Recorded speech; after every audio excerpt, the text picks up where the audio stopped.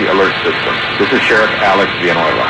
I am speaking to you from the Los Angeles County Emergency Operations Center, where we manage the response to major emergencies. Many broadcasters have agreed to deliver emergency information that will help you understand what has happened during emergencies and what you need to do.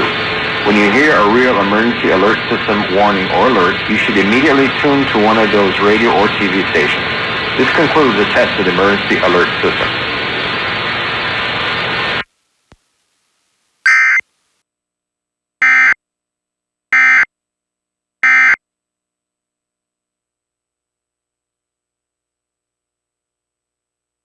Pipe in Denmark. If you look close,